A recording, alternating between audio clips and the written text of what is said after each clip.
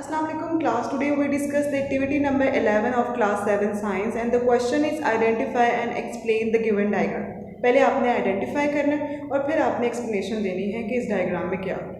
अगर आपको याद हो तो हमने प्रीवियस लेक्चर में ये डिस्कस किया था कि लंग्स का स्ट्रक्चर क्या है और फिर हमने ये डिस्कस किया था कि जो लंग्स का स्ट्रक्चर है उसमें इनहेलेशन एक्सहेलेशन कैसे होती है। तो दोनों में ही मैंने आपको बताया था कि एल्वोलाई स्ट्रक्चर है जो कि लंग्स के अंदर प्रेजेंट है और यही वो एरिया है जहाँ गैसेस एक्सचेंज होती हैं।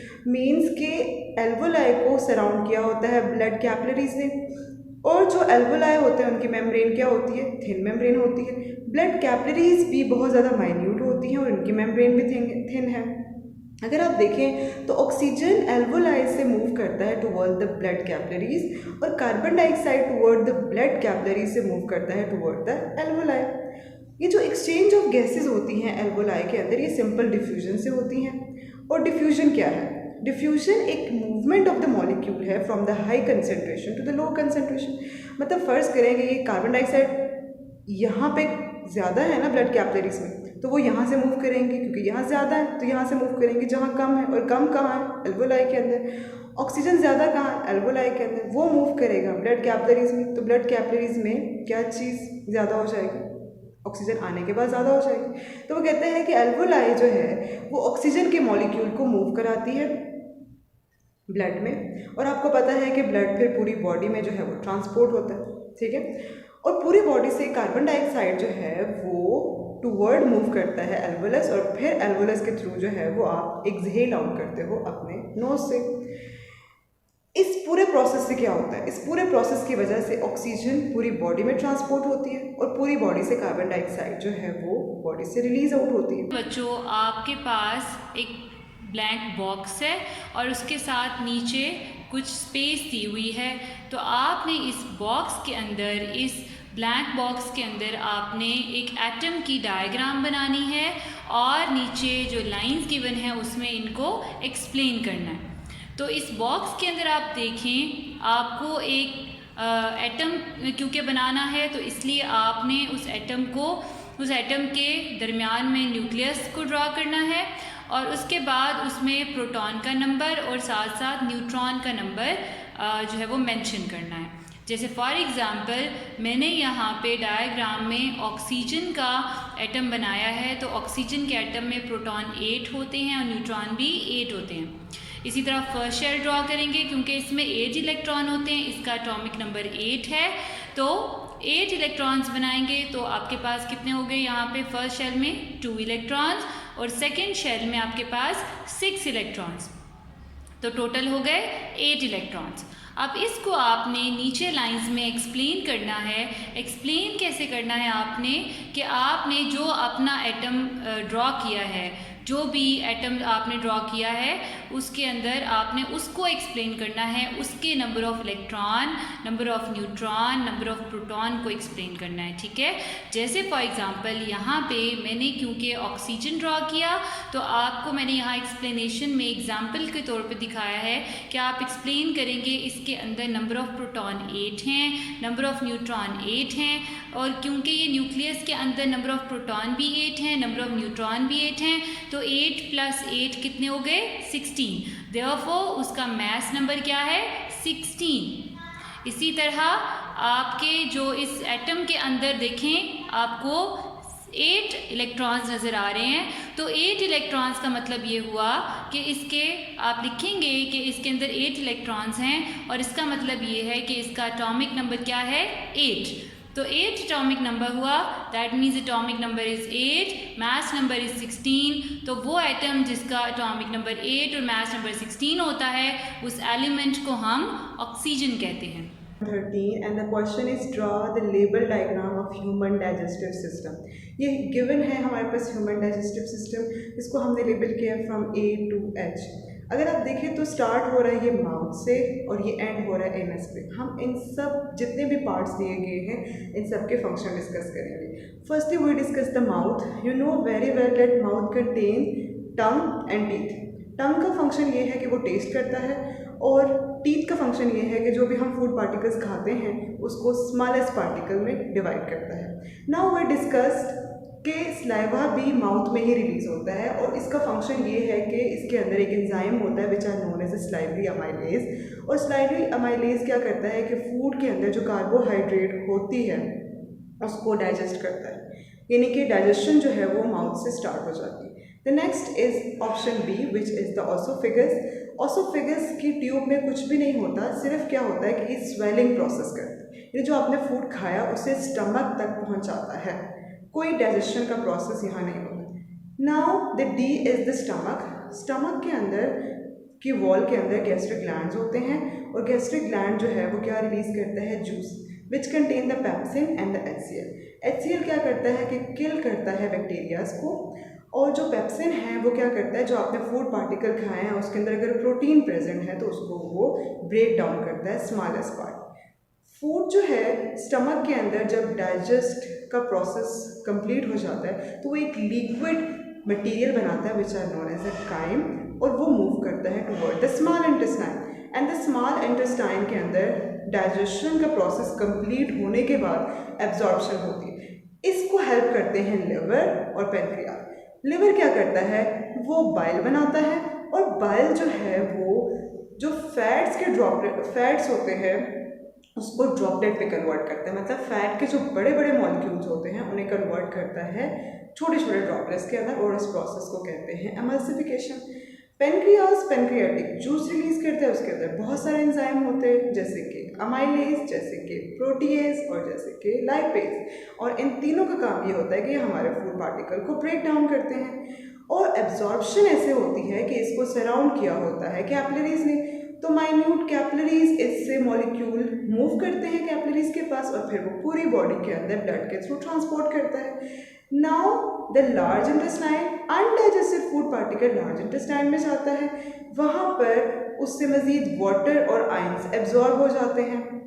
फिर जो वेस्ट पार्टिकल हैं वो मूव करता है रेक्टम के पास, रेक्टम थोड़ी देर के लिए उसे स्टोर करता है, फिर उसे मूव कराता है टुवर्ड द एनस, और एनस वो जगह है जहाँ से आपकी बॉडी से जो वेस्ट प्रोडक्ट होता है जो डाइजेशन के प्रोसेस में बना है वो रिलीज आउट हो जाता है। Activity number 14 of class 7 science, and the question is what safety precaution should you take when carrying out a food test. जब भी आप कोई भी फूड टेस्ट करते हैं तो आपको क्या सेफ्टी प्रिकॉशंस अपनाने की ज़रूरत है। तो हम कुछ जनरल प्रिकॉशन जिनको हमें कंसिडर करना है वो डिस्कस करते हैं। तो first one is the personal hygiene, the second is the protectively clothing, the third one is the clean work area, fourth is the proper equipment usages, fifth is the chemical handling, sixth is the proper waste disposal, and seventh is a documentation. Start करते हैं हम personal hygienic से। तो हमें चाहिए कि हम अपने हैंड वॉश करें with the soap and the water ताकि बैक्टीरिया का स्प्रेड रोक सकें क्योंकि फूड पार्टिकल्स प्रेजेंट होते हैं। Now the second is the protectively clothing, तो हमें प्रोटेक्टिवली क्लॉथ वेयर करना चाहिए ताकि हमारी बॉडी से कोई कंटामिनेशन जो है वो केमिकल्स या फूड सैंपल में मूव ना करे। Now the third is a clean work area, जिस एरिया में भी आप काम करें उसको सैनिटाइज करें और जो भी इक्विपमेंट आप यूज़ करते हैं उसे साफ करके यूज़ करें। Now fourth is a proper equipment usage, इसमें हमें ये डिस्कस करना है कि हम जो भी इक्विपमेंट यूज़ कर रहे हैं, जो भी टूल्स यूज़ कर रहे हैं, जो भी अपरेटस यूज़ कर रहे हैं उसको प्रॉपरली यूज़ करें। पहले उसके इंस्ट्रक्शंस को फॉलो करें, देन उसको यूज़ करें जहाँ जहाँ उसकी रिक्वायरमेंट है। Then the fifth is a chemical handling, जो भी आप केमिकल्स और रिएजेंट यूज़ कर रहे हैं उसे केयरफुली हैंडल करें वरना वो अगर आपकी स्किन के ऊपर गिर जाए तो इरिटेशन भी कॉज कर सकता है। Now the sixth is a proper waste disposal. Proper waste disposal में हम डिस्कस करेंगे कि जो भी आपने पूरा प्रोसेस किया, फ़र्ज़ करें अगर आपने फूड सैम्पलिंग का प्रोसेस कर लिया तो उसका कोई ना कोई वेस्ट होगा, चाहे वो फूड के फॉर्म में हो और चाहे वो केमिकल के फॉर्म में हो, तो आपने उसको प्रॉपरली डिस्पोज ऑफ करना है। ठीक है। Now the last one is a documentation, और डॉक्यूमेंटेशन में हम ये डिस्कस करेंगे कि जो भी आपने प्रोसेस किया उसको आपने केयरफुली एक्यूरेटली अपने पास लिखना है, यानी आपको पता होना चाहिए कि आपने कौन से अपरेटस यूज़ किए, आपने कौन सा जो है वो रिएजेंट यूज़ किया, ऑब्जर्वेशन क्या है और रिजल्ट यानी कंक्लूजन क्या निकाला। ठीक है। तो इस पूरे वे के थ्रू आप अच्छे तरीके से फूड सैम्पलिंग कर सकते हैं और आपके पास एक्यूरेट और बेस्ट रिजल्ट आएगा। Thank you. Page number 44. Differentiate between heat emitters and observer. हमने हीट इमिटर और ऑब्जर्वर में डिफरेंस बताना है। तो स्टूडेंट्स सबसे पहले हम इमिटर को डिफाइन करते हैं कि व्हाट इज इमिटर। वो डिवाइस जो हीट को क्या करे, गिव आउट करे, उसको हम क्या बोलते हैं, इमिटर बोलते हैं। जैसे डिफरेंट टाइप्स के इमिटर्स हो सकते हैं, जो हीट को इमिट करते हैं उनको हम हीट इमिटर कहते हैं, जो लाइट को इमिट करते हैं हम उनको लाइट इमिटर कहते हैं, जो नॉइज को इमिट करते हैं या किसी भी सब्सटेंस को, जैसे CO2 कार्बन डाइऑक्साइड इमिट होता है, तो ये सारे के सारे डिफरेंट टाइप्स के इमिटर होते हैं। लेकिन यहाँ पे हमने स्पेशली किसकी बात करनी है, हीट इमिटर्स की बात करनी है। तो हमने उसको डिफाइन कर दिया। एग्जाम्पल के तौर पे हम ले सकते हैं, जैसे सन है, सन हीट को क्या कर रहा है, इमिट कर रहा है। जैसे हमारी अर्थ है, ये हीट को क्या कर रही है, इमिट कर रही है, बाहर निकाल रही है, गिव आउट कर रही है। तो ये उसका दूसरा पॉइंट क्या हो जाएगा, इमिटर मींस सेंड आउट। और तीसरे में आप क्या देंगे, एग्जाम्पल्स। एग्जाम्पल्स में आप क्या बताएंगे कि सन जो है वो इमिट करता है हीट, लाइट बल्ब क्या करता है, इमिट करता है लाइट, जिससे हमें लाइट भी मिलती है और हमें हीट भी मिलती है। तो दोनों चीजें इसमें आ जाती हैं। अगर देन हम बात करें ऑब्जर्वर की, तो हीट ऑब्जर्वर क्या होते हैं, वो डिवाइस जो क्या करे, हीट को अब्सॉर्ब करे या सिंक करे या सॉक अप करे, उसको हम क्या बोलते हैं, ऑब्जर्वर। जैसे हीट है, लाइट है, नॉइस है, रेडिएशंस हैं, ये डिफरेंट टाइप्स के ऑब्जर्वर हो सकते हैं। लेकिन यहाँ पे हम हीट ऑब्जर्वर की बात कर रहे हैं। तो हीट ऑब्जर्वर मींस टेक इन। इस एग्जांपल में हम कोई भी डिफरेंट एग्जांपल्स दे सकते हैं। जैसे नेक्स्ट पेज के ऊपर आप नेक्स्ट एक्टिविटी में देखेंगे, तो इसमें हमने आइडेंटिफाई करना है कि डिफरेंट हमारे पास पिक्चर्स हैं, उन पिक्चर्स को देखते हुए हमने बताना है कि कौन सा एमिटर है, कौन सा आपके पास क्या है, ऑब्जर्वर है। तो अगर हम बात करें इस पिक्चर की, पिक्चर नंबर 1 की, तो इसमें एक वाटर दिया गया है जो कि रेड कलर में है, और इसमें एक स्पॉन्ज है जो कि हम इसमें डुबोएंगे तो वो उसको क्या कर लेगा, ऑब्जॉर्ब कर लेगा वाटर को। तो ये ऑब्जॉर्बर है।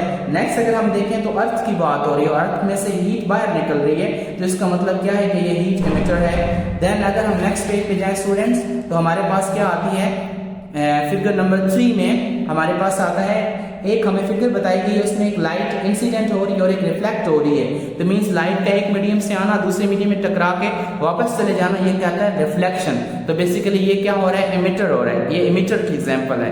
देन अगर हम 4 की एग्जांपल बात करें, तो इसमें क्या है कि एक इंसेक्ट हमें दिया गया है और व्हाइट लाइट आ रही है और हमें वो रेड कलर का नजर आता है, क्योंकि इंसेक्ट है ही रेड कलर का। क्यों? क्योंकि जब व्हाइट लाइट इसके ऊपर पड़ेगी, टकराने के बाद जब हमारी आंखें उसे देखेंगी, ऑब्जर्व करेंगी, तो वो हमें रेड कलर में नजर आएगा। अगर लाइट ना हो, अगर रात हो या अंधेरा हो, तो हमें व्हाइट लाइट उसके ऊपर नहीं पड़ेगी, तो हमें वो ब्लैक ही नजर आएगा। तो मीन्स व्हाइट लाइट क्या हो रही है, इसमें ऑब्जर्व हो रही है, तो ये ऑब्जर्वर है। नेक्स्ट अगर हम फिगर की बात करें, तो ये डिफरेंट गैलेक्सी हमें बताए गए हैं जो कि लाइट को क्या करें, इमिट करें। और देन लास्ट में ये क्या है, क्लाउड्स हैं जो कि वाटर को क्या करते हैं, ऑब्जर्व करते हैं और क्लाउड्स बनते हैं। ये ऑब्जर्वर की एग्जांपल है। 16 and the question is, which food item do you think are the best for the breakfast, lunch and dinner. यानी आपने कौन से फूड आइटम यूज़ करने हैं जो आप लंच, ब्रेकफास्ट और डिनर में यूज़ कर सकते हैं और आपके लिए एज ए न्यूट्रिएंट वाइज बहुत एसेंशियल हैं। ब्रेकफास्ट की बात करें तो आपको ब्रेकफास्ट में ओटमील, योगर्ट या ब्रेड, एग या फ्रूट यूज़ करने बेस्ट है आपके लिए। वो इसलिए क्योंकि ओट मील के अंदर ज़्यादा जो है वो प्रोटीन, कार्बोहाइड्रेट्स और फाइबर्स पाए जाते हैं। योगर्ट की बात करें तो इसके अंदर भी प्रोटीन, कैल्शियम, विटामिन बी पाया जाता है। ब्रेड एंड एग की बात करें तो एग जो है वो प्रोटीन का बेस्ट सोर्स है। ब्रेड के अंदर कार्बोहाइड्रेट और फाइबर्स पाए जाते हैं। फ्रूट जो है वो फाइबर्स, मिनरल्स और विटामिन का बेस्ट सोर्स है। तो यानी इनमें से कोई भी एक अगर आप यूज़ करते हैं आइटम तो ये आपके लिए बेस्ट है। ये आपके डाइट के लिए भी अच्छा है और आपकी हेल्थ के लिए भी अच्छा है ना। और लंच में जो है वो आप वेजिटेबल सैलड यूज़ कर सकते हैं और ब्राउन राइस यूज़ कर सकते हैं। वेजिटेबल सैलड जो है वो कंसिस्ट करता है ज़्यादातर वाइटामिन्स, मिनरल्स और फाइबर्स पे, जबकि राइस जो है वो कंसिस्ट करता है कार्बोहाइड्रेट, फाइबर्स पे। ठीक है, तो ये भी एक बेस्ट सोर्स है अगर आप लंच के अंदर इनको इनटेक करते हैं। नाउ इन डिनर जो है वो ग्रिल चिकन यूज़ करना चाहिए या रोस्टेड वेजिटेबल। तो ग्रिल चिकन में लो amount of carbohydrate and high amount of protein present होती है। ठीक है, और वेजिटेबल बिल्कुल वेजिटेबल सैलड जैसे कि इसके अंदर जो है वो मिनरल्स, विटामिन्स और फाइबर जो है वो बहुत ज़्यादा सोर्स पे पाए जाते हैं। तो इन सब में से जो भी आप फूड आइटम यूज़ करते हैं ब्रेकफास्ट, लंच और डिनर में, तो ये आपकी डाइट को कंप्लीट करता है, आपको डिजीज़ से बचाता है और आपकी हेल्थ को फिट रखता है। एक्टिविटी में आपको ये एक टेबल फिल करना है पीरियोडिक टेबल से देखते हुए। इस टेबल में आपको एलिमेंट्स के नाम गिवन हैं। इनसे आपने symbols, atomic number, total number of electrons in first shell and the number of electrons in second shell को आपने मेंशन करना है। तो आपने यहाँ से एलिमेंट देखना है और पीरियोडिक टेबल से उसको देखते हुए इन बाकी जो इन्फॉर्मेशन है उसको आपने फिल करना है। तो बच्चों, पीरियोडिक टेबल की बात हमने एक्टिविटी नंबर 3 में भी की थी पहले, जिसमें मैंने आपको बताया था कि एटॉमिक नंबर की बेसिस पे हम एलिमेंट्स को अरेंज करके एक टेबल की फॉर्म में लिखते हैं, उसे हम पीरियोडिक टेबल कहते हैं। उसी एक्टिविटी की वीडियो में मैंने आपको ये भी बताया था कि एटॉमिक नंबर ऑफ़ इलेक्ट्रॉन्स को कहते हैं। ठीक है, जितने भी एक एलिमेंट में नंबर ऑफ़ इलेक्ट्रॉन्स होंगे, टोटल नंबर ऑफ़ इलेक्ट्रॉन्स, वही उसका एटॉमिक नंबर होगा। तो स्टार्ट करते हैं एक्टिविटी। हाइड्रोजन एलिमेंट का सिंबल क्या होता है? H, और H सिंबल आपको नज़र आ रहा है पीरियोडिक टेबल में, ये लिखा हुआ है और इसके ऊपर इसका एटॉमिक नंबर लिखा हुआ है 1। दैट मीन्स कि एटॉमिक नंबर क्या होगा? 1। जैसे अभी मैंने आपको बताया कि atomic number he total number of electrons होते हैं, तो इसके नंबर ऑफ़ इलेक्ट्रॉन्स होंगे 1। ठीक है, और number of electrons first shell में कितने हो जाएंगे? 1, और सेकंड शेल में कोई इलेक्ट्रॉन नहीं होगा। सिमिलरली हीलियम की अगर बात करें तो हीलियम का एटॉमिक नंबर होता है 2। कैसे पता चला? ये पीरियोडिक टेबल में देखें, He सिंबल क्या है? He, और इसका एटॉमिक नंबर देखिए ऊपर क्या लिखा हुआ है? 2। सो 2 एटॉमिक नंबर के साथ इसके टोटल नंबर ऑफ़ इलेक्ट्रॉन्स भी कितने हो जाएंगे? 2, और number of electrons first shell में कितने हो जाएंगे? 2, क्योंकि फर्स्ट शेल में टोटल नंबर ऑफ़ इलेक्ट्रॉन्स 2 आते हैं और बाकी आपने सेकंड शेल में लिखने होंगे। तो अभी आप देखें, आपके पास टोटल नंबर ऑफ़ इलेक्ट्रॉन्स 2 हैं और फर्स्ट शेल में 2 इलेक्ट्रॉन्स आ गए, तो 2 - 2 0। दैट मीन्स सेकंड शेल में 0 इलेक्ट्रॉन्स होंगे। इसी तरह लिथियम एलिमेंट के सिंबल क्या होता है? Li आप देखिए पीरियोडिक टेबल में आपको कहाँ नज़र आ रहा है? ये इसका एटॉमिक नंबर देखें 3। तो एटॉमिक नंबर 3 के साथ lithium symbol Li, atomic number 3, तो टोटल नंबर ऑफ़ इलेक्ट्रॉन्स भी हो गए 3। अब फर्स्ट शेल के अंदर कितने इलेक्ट्रॉन्स टोटल जाते हैं? 2, तो आपने लिख दिया 2, और टोटल में से 2 को माइनस करें, यानी 3 - 2 कितने हो गए? 1, यानी सेकेंड शेल में नंबर ऑफ़ इलेक्ट्रॉन्स हो जाएंगे 1। इसी तरह बेरिलियम देखें, Be सिंबल के साथ है, और आप देखिए पीरियोडिक टेबल में ये आपको नज़र आ रहा है बेरिलियम, और इसका एटॉमिक नंबर है 4। तो 4 एटॉमिक नंबर है, दैट मीन्स कि आप यहाँ लिखेंगे 4 and then total number of electrons भी 4, और number of electrons in first shell हो गए 2, तो 4 - 2 कितने हो गए? 2, तो आपका सेकंड शेल के अंदर इलेक्ट्रॉन्स हो गए 2। इसी तरह बोरॉन देखें, B सिंबल के साथ ये है, सिंबल होगा B, और साथ आपका एटॉमिक नंबर हो गया 5, तो 5 आपने लिख दिया।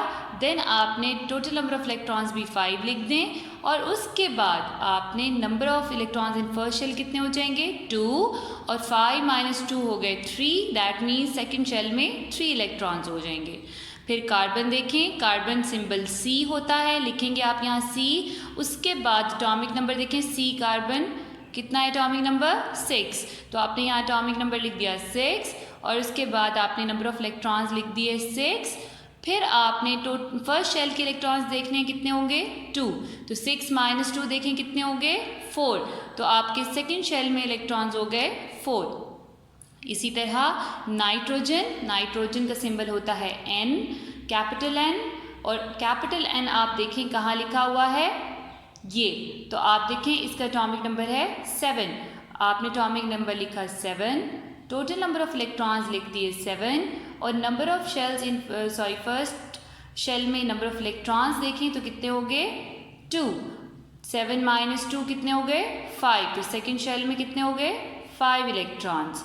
उसी तरह देखिए ऑक्सीजन सिंबल O, और O सिंबल आपको नज़र आ रहा है ये, तो O सिंबल के साथ एटॉमिक नंबर लिखा हुआ है 8, और 8 एटॉमिक नंबर जो है इसको आपने इसी तरह यहाँ लिखना है। टोटल नंबर ऑफ़ इलेक्ट्रॉन्स हो गए 8, और 8 इलेक्ट्रॉन्स के बाद आपने फर्स्ट शेल में कितने लिखेंगे? 2, और फिर 8 - 2 सेकेंड शेल में कितने हो गए? 6।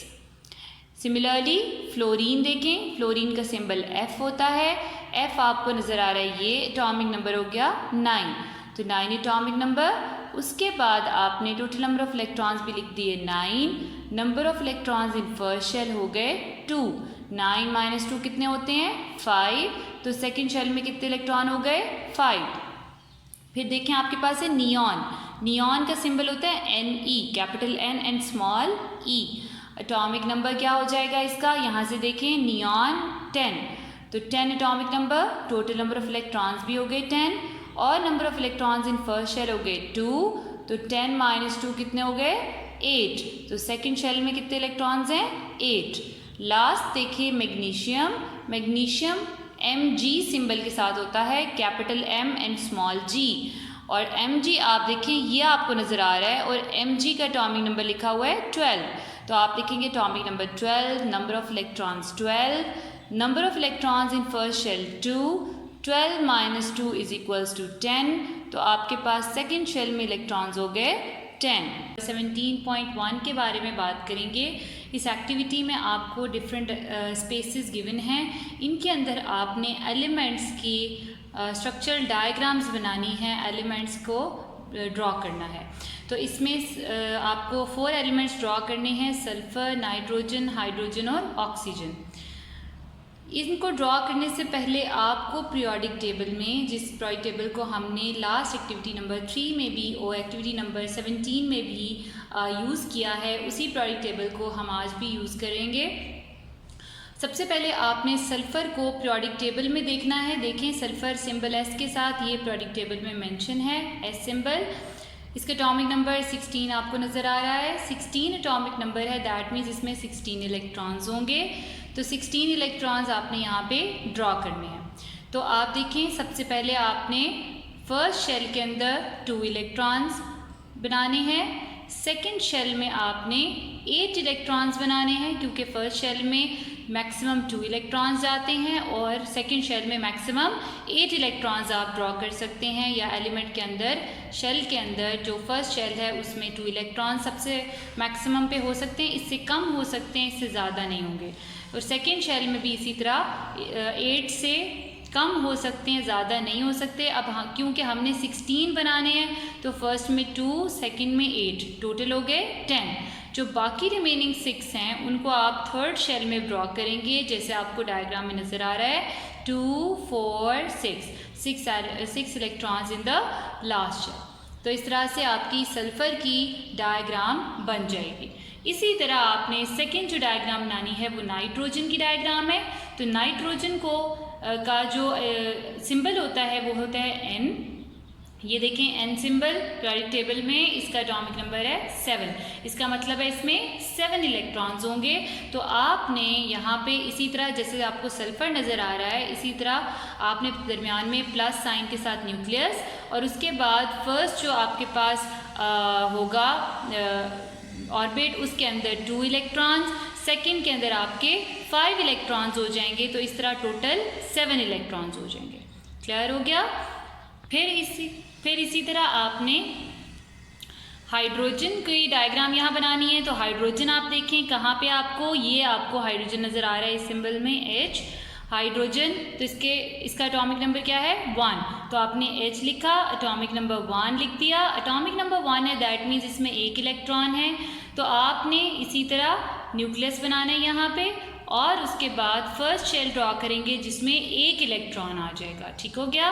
फिर आपने लास्ट जो आपके पास है वो ऑक्सीजन है, तो ऑक्सीजन आपने ड्रॉ करना है यहाँ पे। तो सबसे पहले आप ऑक्सीजन को पीरियोडिक टेबल में देखेंगे, ये देखें ये ऑक्सीजन O सिंबल के साथ, इसका एटॉमिक नंबर है 8। तो 8 एटॉमिक नंबर है, दैट मीन्स इसके 8 इलेक्ट्रॉन आपने ड्रॉ करने हैं। पहले न्यूक्लियस ड्रॉ करेंगे, फर्स्ट शेल में 2 इलेक्ट्रॉन्स ड्रॉ करेंगे, और फिर सेकेंड शेल में रिमेनिंग 6 इलेक्ट्रॉन्स ड्रॉ करके टोटल 8 इलेक्ट्रॉन्स आपने इसमें ड्रॉ कर दिए। Students, always remember, honesty is the best policy. Thank you. अपना बहुत सारा ख्याल रखें। अल्लाह हाफ़िज़।